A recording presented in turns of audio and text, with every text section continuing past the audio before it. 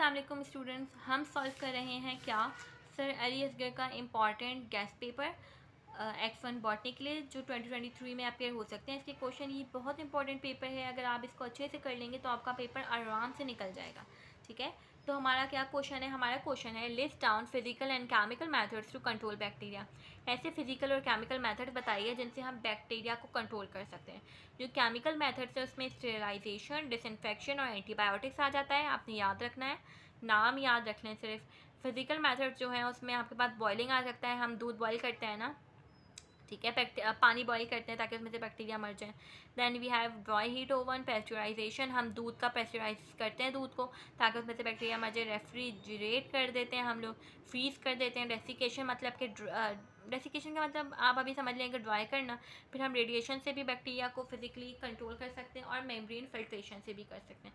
बहुत important question है, ये सिर्फ नेमिंग क्वेश्चन होते हैं ना, तो it's more easier to solve them. अच्छा, मैं जल्दी से एक याद दहानी करवा दूँ। मैंने ये बताना था आप लोगों को कि हमने X1 यानी कि फर्स्ट ईयर के बच्चों के लिए फ़िज़िक्स की एक न्यूमेरिकल क्लास रखी है जिसका रजिस्ट्रेशन फॉर्म का लिंक मैंने डिस्क्रिप्शन में डाल दिया है। 2 से 3 घंटे की जूम की ऑनलाइन क्लास है। इसमें हम क्या सॉल्व करेंगे? सिर्फ 20 numericals, most important numerical solve करेंगे जिसकी फ़ीस 500 रुपीज़ है। ठीक है, तो आप रजिस्ट्रेशन करवा के आ जाएँ, फिर मैं आपको बैंक डिटेल्स भेज दूँगी जहाँ पर आपने फॉर्म सबमिट करवाना है, फ़ीस सबमिट करवानी है, और मैं आपको डे और टाइमिंग भी बता दूंगी। We will enjoy a lot. जो X11 टाइमिंग के 12 के बच्चों के लिए रखी थी, that was a very successful class अल्हम्दुलिल्लाह। रिज्यूम करते हैं। How cholera and typhoid spread in human. Cholera और टाइफाइड दो बैक्टीरियल डिजीज़ हैं, यानी बैक्टीरिया से होती हैं। अब ये फैलती कहते हैं ह्यूमन में, ये फैलती हैं सीवेज कंटेमिनेशन से। सीवेज सिस्टम आपको पता है कितना ख़राब है, ख़ास तौर पे हमारा। तो सीवेज सिस्टम की वजह से, ख़राब होने की वजह से कॉलरा और टाइफाइड फैलता है। कैसे? फूड भी गंदा हो जाए अगर, और वाटर भी गंदा हो जाए ख़राब बैक्टीरिया से। ठीक है, और ये पर्सन टू पर्सन कॉन्टैक्ट से भी फैल सकता है। जैसे कि अगर किसी को कोई बैक्टीरियल डिजीज़ है, फॉर एग्जाम्पल अगर किसी को कॉलरा है, तो चांसेस है कि ये पर्सन टू पर्सन कॉन्टैक्ट से एयरबॉर्न भी हो सकता है। ठीक है, तो अलबत्ता ये कि फैल रहा है। ठीक है, 2 वेज हैं इसके, आपने याद कर लेना। ये मैंने कहीं से नहीं लिया, आप ही की बुक से लिए। उसके बाद what do you mean by normal flora of bacteria. Normal flora का क्या मतलब होता है? अगर मैं आपसे कहूँ कि आपकी बॉडी में कुछ जगहों पे कुछ बैक्टीरियाज रह रहे हैं और वो वहाँ के रिहायशी हैं, रेसिडेंट हैं, तो जो वहाँ पे रह रहे हैं और आपको नुकसान नहीं पहुँचा रहे बल्कि फ़ायदा पहुँचा रहे हैं, तो these bacterias are called normal flora.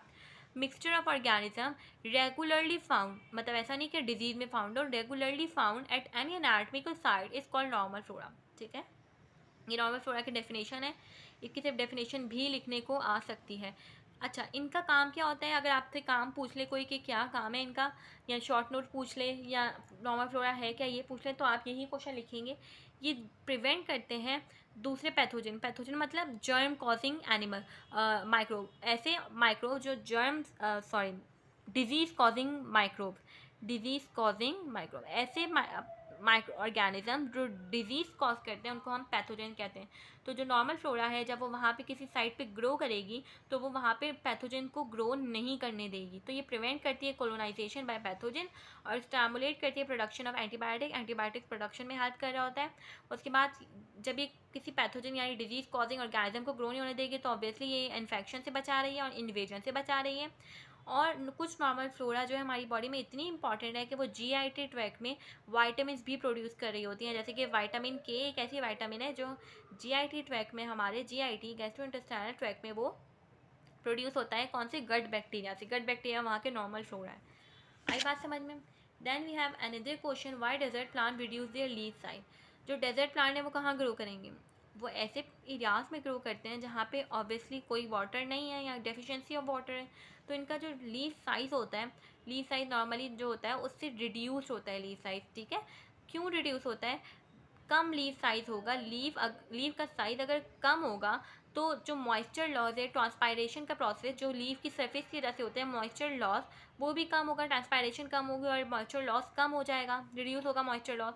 Moisture मतलब पानी लॉस नहीं होगा, इनको पानी ऑलरेडी इनके पास है नहीं, तो they also do not want to lose what they have already, right. तो क्या करेंगे? ये अपने रिड्यूस कर लेंगे लीफ के साइज़ को, और इस वजह से पानी लॉस कम हो जाएगा, इस वजह से ये पानी को सेव कर पाएंगे, राइट। इनकी लीव्स के ऊपर स्पाइन्स और थॉर्न्स भी होते हैं, यानी कि कांटेदार वगैरह जैसे कैक्टस वगैरह होते हैं, वो इसलिए होते हैं ताकि ये एनिमल्स इसको आके खा ना जाएं, एनिमल्स इनका आके पानी ना ले लें, ठीक है। तो इसलिए ये डेजर्ट प्लांट जो है ना ये 2 अडेप्टेशंस करते हैं। The next question we have is why carnivorous plant use insects as food. Carnivorous plant को इंसेक्टिवोरस प्लांट भी कहते हैं। ये सवाल मैं पहले भी सॉल्व करवा चुकी हूँ, अगेन जस्ट इसलिए करवा रही हूँ ताकि आपको पता चल जाए इस सवाल की इंपॉर्टेंस कि किस कदर इंपॉर्टेंट है। कार्निवोरस प्लांट या इंसेक्टिवोरस प्लांट वो प्लांट्स होते हैं जो ट्रैप करते हैं इंसेक्ट्स को और अपनी न्यूट्रिशन, अपना खाना उन इंसेक्ट से लेते हैं। ये ऐसी सॉइल में ग्रो करते हैं जहाँ पे नाइट्रोजन मौजूद नहीं होता। तो क्या करते हैं, इंसेक्ट के अंदर प्रोटीन्स होंगी और प्रोटीन्स के स्ट्रक्चर में हमने पढ़ा था कि नाइट्रोजन होता है, राइट। तो क्या करेंगे, ये इंसेक्ट्स को लेंगे और उसमें से अपनी फुलफिल करेंगे नाइट्रोजन की डेफिशिएंसी को। ये होते हैं कार्निवोरस प्लांट्स या इंसेक्टिवोरस प्लांट्स। इनकी एग्जाम्पल भी आप याद कर लीजिएगा। Why ATP is called energy currency of cell. अभी हमने बात की भी थी।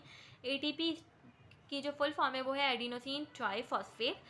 इसको हम लोग एनर्जी करेंसी सेल की इसलिए कहते हैं। एनर्जी करेंसी मतलब क्या हुआ, अगर मुझे किसी से पैसा लेना है या पैसे देने हैं तो I will use rupees in Pakistan, right, ठीक है। तो अगर किसी को एनर्जी लेनी है या एनर्जी देनी है तो वो ATP यूज़ करेगा सेल के अंदर, ठीक है। ये रेडिली रिलीजेबल एनर्जी होती है, ठीक है, उसी वक्त रिलीज़ हो सकती है जब बनी है। और ये बनती किस प्रोसेस से, फोस्फोराइलेशन की 3 टाइप्स होती हैं, उसका भी अभी शॉर्ट नोट आ सकता है। फोटोफोस्फोराइलेशन, बल्कि काम करें आप जाके ना, इसकी मैंने वीडियो अपलोड की भी है, जल्दी से वो जाके इस चैप्टर 4 की पर्पल कलर से इसका थंबनेल होगा, जल्दी से वो जाके देख लें। शॉर्ट नोट मुझे लग रहा है कि फोस्फोराइलेशन पे आ जाएगा।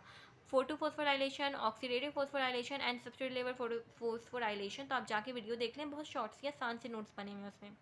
अच्छा, ATP की हम बात कर रहे हैं कि एनर्जी बनती है जाती है, तो कितनी एनर्जी ATP को फॉर्म करने के लिए चाहिए, 7.3 किलो कैलोरी पर मोल एनर्जी चाहिए। ये आपने बिल्कुल, आपको पक्का याद होना चाहिए। This can appear in your MCQs। अच्छा, MCQ जो है ना OMR शीट सॉल्व करने को आएगी, तो आई होप आप सबको OMR शीट सॉल्व करना आती होगी। ATP फॉर्मेशन के लिए 2 प्रोसेस हैं, रिस्पायरेशन और फोटोसिंथेसिस। तो आपने ये जब सब लिख दिया तो पता चल जाएगा कि ये करेंसी ऑफ सेल क्यों कहते हैं, ठीक है जी। उसके बाद हमारे पास सिर्फ थोड़े से क्वेश्चन रहते हैं, वो हम नेक्स्ट वीडियो में सॉल्व करते हैं। अल्लाह हाफिज़।